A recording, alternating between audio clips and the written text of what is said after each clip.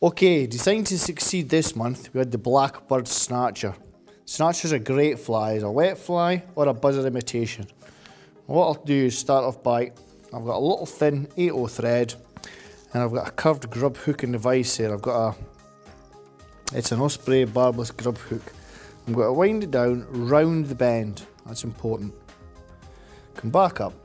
Now I like this because it keeps everything even. Tie in some thin silver wire. Winding down, keeping the wire on your side of the hook shank, like that. Bring the thread back up and stop just behind the eye. I've now got this wonderful stuff, lovely and shiny, pearl lurex. What I do is I catch it in on my side, but keep the tag end facing over the eye. I'm now going to wind in overlapping turns all the way down the shank of the hook. Now this lurex, it offers a kind of lovely translucence to the pattern. Make sure everything's nice and even. If you just did one layer, you would see some of the black thread. That's no good. You want a couple of layers. That's why I started at the top of the hook shank rather than the bottom. So just secure that with a few thread wraps, and now we've got a cock hackle. Now what I like is, rather than using a genetic nice and even hackle, use a cheap Chinese one. It's got that variation, thick tapering to thin. Now 3 thread wraps, come in, trim away the stock. I'll try and do this with my fingers first before I use the hackle pliers. 1, 2, start winding down, but in open turns, not too open, but enough so that you can see. I will need my hackle pliers. So that you can see that pearl mylar shining through. Look at that. Lovely stuff. I'll just move the hook a little here. Make a bit change of angle. Come in with your silver rib. Catch that hackle. Keep it under tension and wind up through even turns all the way through the hackle. Just make sure I'm happy with that. And finishing off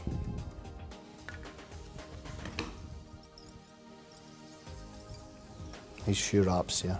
And if you just take the wire under tension, like so, stroke the hackle fibres back, a few thread wraps there, and then we've got this stuff, bright orange goose biots. Come in, catch them on the side like so, one either side. Use your little trigger points, little keys for the trout to home in on. Try and keep them even. You can see I've got the ends there pretty much perpendicular to each other. It makes the fly nice. Come in with your scissor blades, just snip it off at an angle. Make sure you're not getting any of the hackle fibre in there. Snip that off there so you've got the 2 little triggers. Now what I do is, this always gives me a little bit of movement. I like the stiff hackle on the palm or on the body, I like that. However, for that little bit extra movement, I've got a little bit of hen here. A lot softer, far softer actually. I'll have a couple of wraps of that.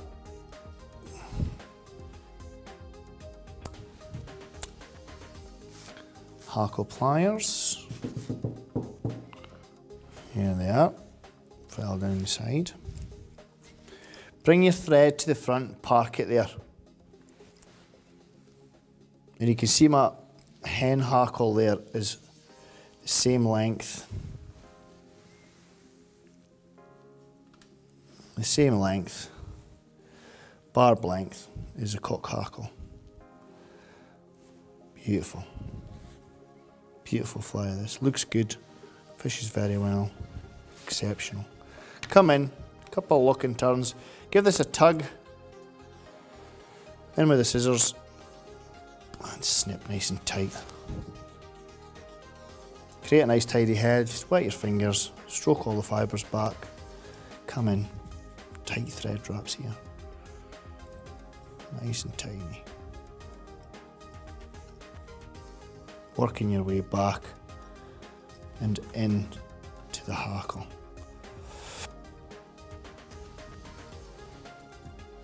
Come in with a bit finishing tool.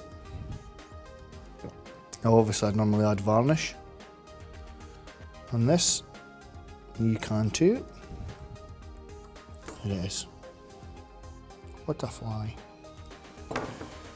Blackbird Snatcher. Great for buzzer imitations, you can use it as a wet fly. Fantastic for brown trout and rainbow trout. Tremendous lure, cub nymph, bit of both really, that'll work throughout the season. Try it for yourself, I'm sure you won't be disappointed.